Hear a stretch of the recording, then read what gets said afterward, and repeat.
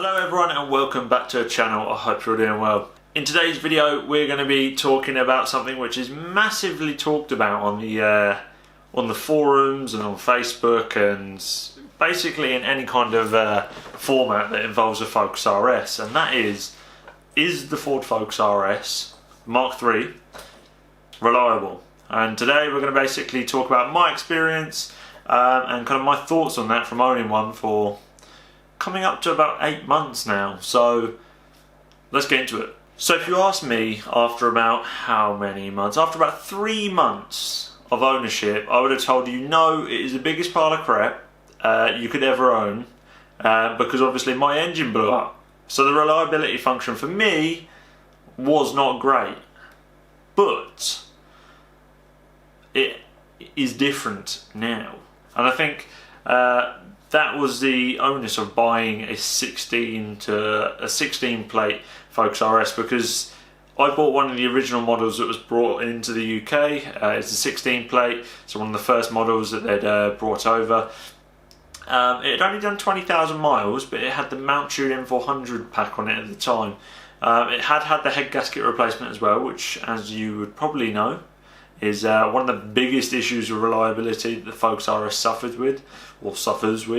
A lot of that has all been sorted now. I can't imagine there being any Focus RSs in the UK or probably across the world that have still got the head gasket issue, or most of it has been replaced by Ford under warranty, like mine did. However, I know that in some dealerships they still didn't fit the new head gaskets on properly with the right lubricants or whatever it was.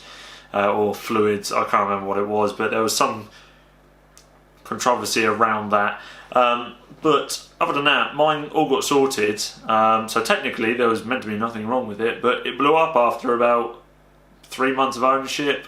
Well, a month of ownership, I think. I bought it at the end of July and it blew up on the 30th of August. And I didn't get it back until October. So yeah, I was without the car for about a month, but at that point, I would have said to you, no, just do not get one. Like, completely unreliable. You know, engine blew up. Don't expect that from a performance car, even if it is running stage 2. You know, 50 horsepower extra really isn't that intensive, especially with Mountune. Considering the parts that they put on, they always go. They're quite conservative, especially with the amount of hardware that you have to add to the car as well. You've got Revo where you only need to buy a couple of bits, and they're making 440. There's been stories of them blowing up before, but they're 40 horsepower extra with less hardware upgrades than what the Mountune one does. So you just wouldn't expect it. So I personally do not blame Mountune for the car going wrong. I blame Ford. I think they messed something up and they just didn't want to take ownership for it. So they blamed it on Mountune, as they probably would. But I think that's the issue with probably buying a 16 to 17 plate one. You're always going to be a bit sketchy when it comes to looking into them. If you want to make sure that you've got a reliable Focus RS, you're probably going to be wanting to buy like a 67 to an 18 plate one, because they came from factory with the engines and that fitted with the right head gasket and all the problems sorted out. But other than that, I think from my point of view, the actual RS itself is reliable. It goes through tyres pretty quickly. I had it on about 4 mil when I got it, I think. It's probably less than that now. It would be less than that now. I don't drive it that hard, but tyres seem to be wearing okay. I'm not sure if they've been changed since they've been on the car. So if they haven't already been changed, then it's done nearly 25. Well, it's done over 25,000 miles on the first set of tyres. And strangely enough, my ST200 still running on the same set of tyres except from the fronts that got replaced at 25,000 miles. They're all running on the same tyres for about 25k, which isn't bad. Whereas the Focus RS itself, tyre wear, you'd probably expect, because it's all-wheel drive, all the tyres should be wearing at the same sort of level. I think it is slightly biased towards the rear, I think. Don't quote me on that, I'm not too sure. But I think it is, so you might see slightly more wear out the back. The rear tyres, but yeah, other than that, they're pretty reliable. I think I haven't actually experienced any other issues with my RS other than the fact that the engine blew up, and that's, everyone kind of knows about that now. But I think if you are, as a car, the Focus RS is a reliable car. I don't think you're going to have many issues with it at all. I think, you know, Ford are renowned for bringing out reliable cars like the Fiesta. The actual Focus itself is good. Transit vans, I'm pretty sure, have got a pretty good reliability record. Not too sure about the KAs or the B-Maxes and them sort of cars, but I'm pretty sure Ford as a whole, they're pretty good when it comes to reliability. I didn't have any issues at all with my ST200. Didn't have any issues at all with my first Fiesta. I don't think Amanda's had any issues with her car either when it comes to reliability.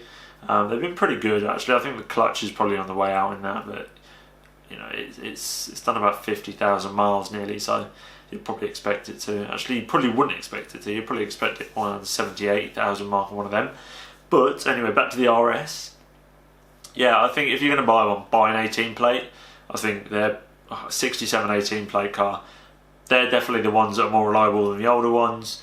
Yeah, I'd just be careful if you are looking to buy one. Make sure that if you're buying one that is a 17/16 plate, make sure that it has had the head gasket recall and that's all been done properly by Ford.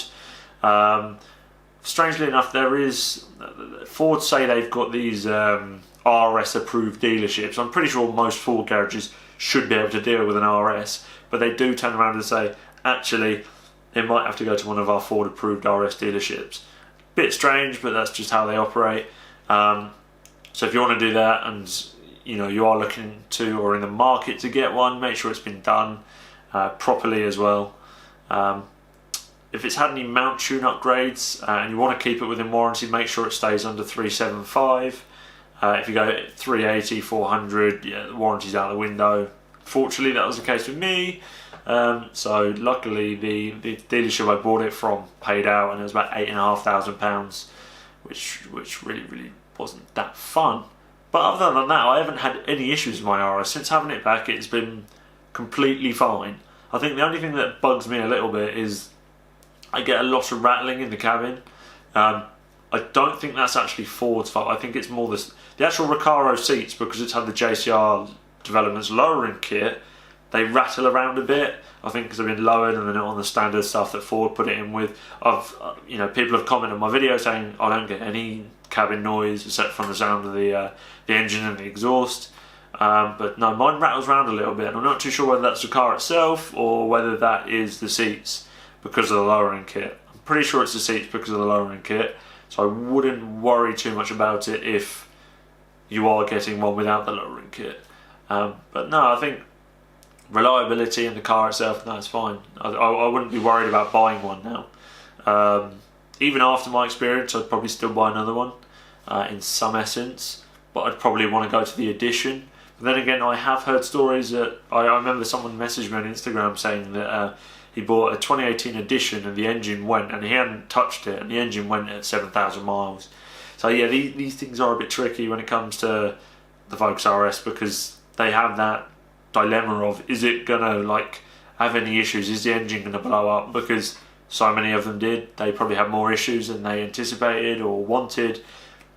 And from what I heard is that the RS, I can't remember who told me, someone told me that the RS cost Ford Performance as a brand so much money getting them all recalled.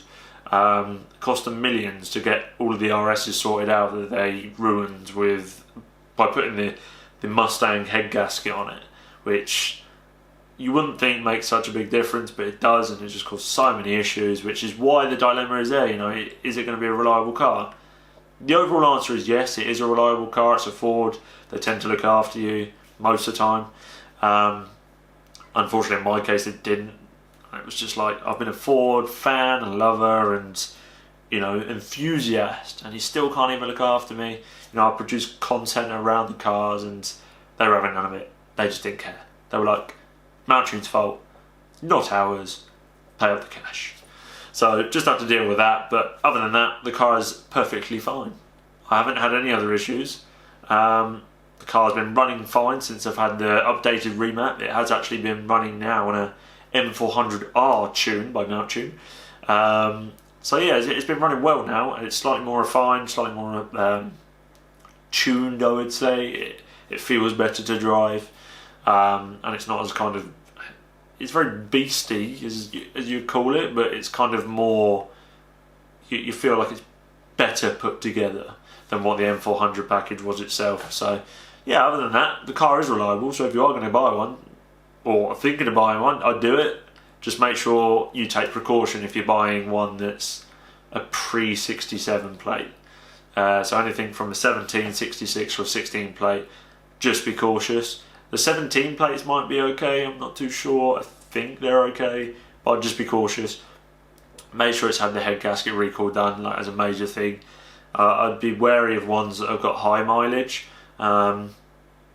just because if they've been ragged the arse end out of, you don't know what it's going to look like underneath. So yeah, if you can do like some checks on it, just make sure you're wary before you buy one of these, because they are known to obviously have head gasket issues and engine issues. So hopefully, if you do buy one, you're going to get a decent one. Unfortunately for me, the car was great, but obviously the engine just was one of them bad batches of just couldn't keep itself together, unfortunately. So I blew a hole in the head gasket, well, it wasn't even the head gasket was ruined, pistons were ruined, and the cylinder head had a hole in it, and the pistons had melted. So yeah. But yeah, other than that, the car is reliable. As much as it doesn't sound it is actually a very reliable car, and I think a lot of other RS owners would vouch for that, and they would agree with me. A lot of people have had no issues with their cars. There's people that rag these things every day, and they just work all the time and have no issues whatsoever. So yeah, I wouldn't worry too much about it if you're going to get one. If you're going from a Fiesta ST to it, 100% do it. Definitely worth it. Well, in my opinion, it is anyway. But yeah, I think it was more of a general chit chat around reliability. I hope it's kind of made you guys aware of kind of the things that you need to look for if you're going to buy one, and also just be cautious. Just be cautious when you're buying any car, obviously, especially when it comes to an RS. Just make sure you're doing your research on the car. Make sure it's had the head gasket recall done if you're buying a pre-17 plate or a pre-67 plate, either which. But when you do get it, just enjoy it. Make sure you enjoy it. That's the best bit about owning one of these cars, is the massive grin that it puts on your face. So anyway, if you did find this video informative, educational, entertaining, I don't know, either three of them, make sure you leave a like on this video. I'd really appreciate it. Share with your buddies, share with your pals, your friends. All of them mean the same thing, but never mind. And if you are new around here, please hit the subscribe button. I am trying to achieve a goal of 10,000 subscribers this year, and we've just hit over 2,000, so I really, really do appreciate it. It's going to be a long slog, but we will get there eventually, so I do appreciate every single one of you. And yeah, if you want to keep up to date with the content that I post, click the little notification bell just in the corner up there, and that means you get alerted when I post new content, albeit live streams, videos, or a community post. So yeah. Anyway, thanks for watching, guys. I'll catch you in the next one. Peace.